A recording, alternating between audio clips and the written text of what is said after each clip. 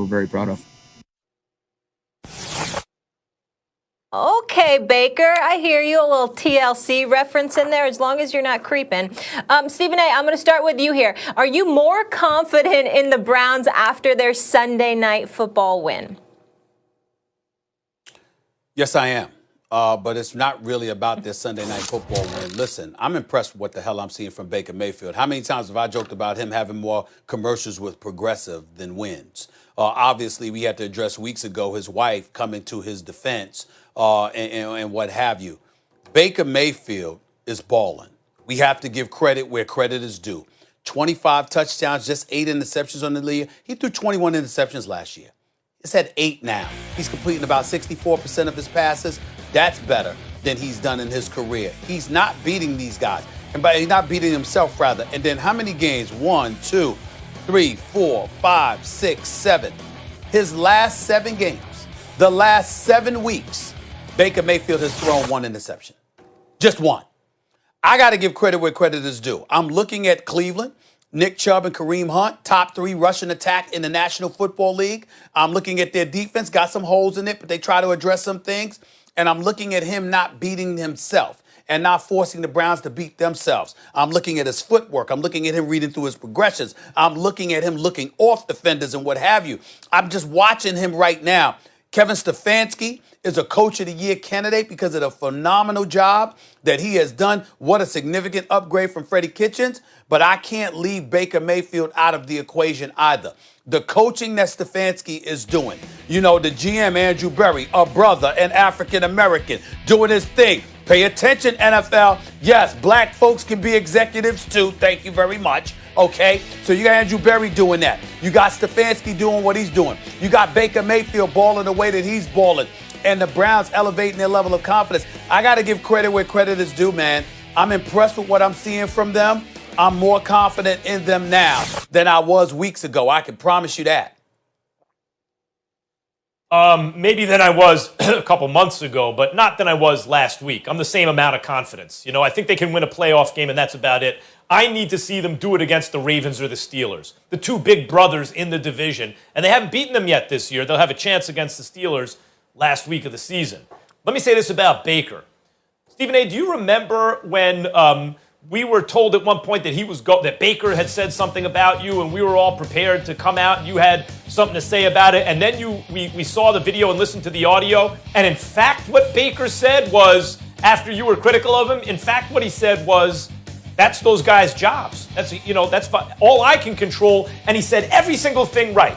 He didn't throw grenades at anyone. All he did, or shade anywhere, he just focused on himself. Baker has had, now when you look at it, 4 head coaches. At one point, it was over the course of 2 seasons, really. Hugh Jackson, who was the worst coach in the league at the time. Greg Williams, who was so bad, he made a play call this year that probably ended his NFL career. Freddie Kitchens, who was a disaster. And now the first time he gets a competent guy in Stefanski, he's doing very well. I thought I had a lot of patience with Baker Mayfield. When my patience ran out, I said, okay, he's not that great. Learn the lesson again, more patience. He is doing very well, and he deserves a lot of credit for the way he handled the failures and persevered. And he deserves everything that's coming to him now. But that doesn't mean I like this team to beat the Steelers or the Ravens when I haven't seen them do it. When I saw them just beat a Giants team, and I had hopes for the Giants because I was wearing rose-colored glasses, right? I want them to be good. I'm a Giants fan. But the fact is they had their backup quarterback in Colt McCoy. Colt McCoy couldn't get anything done. They couldn't get anything done in the red zone, the Giants. They really don't have an offense. They never score many points. They didn't again against the Browns. It's not that it's like not a quality win. The Giants can play some defense. They can do some things. But I'm not changing my opinion on the Browns based on a game against the Giants. I think the same thing I thought in the last couple months. The Browns are a playoff team. They're a team maybe that could win a playoff game, but as of right now, that's it. Listen, the Browns got wins over Indy. I'm saying the Browns got wins over Indy. They've beaten the Colts. I'm looking at that. And I looked at that win over Tennessee when they dropped 41 on the Tennessee Titans. You bring up the Ravens, you bring up the Pittsburgh Steelers, but there are other teams in the AFC that they'll have to perform against. It might be Kansas City. You know, we're not picking anybody against Kansas City. But also, you got to look at the way they played Baltimore last week, even though they came out on the short end of it, how they beat the Titans, how they beat the Colts. We got to pay attention to that, and then we got to think about the playoffs itself.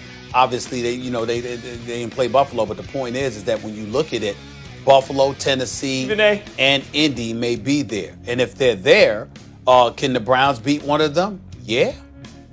You know who you sound like right now? You remind me of Smokey trying to pay Big Worm in Friday when he took out the money and he counted it was 1, 2, 3, and then he flipped it over 4, 5, 6, right? The Bills.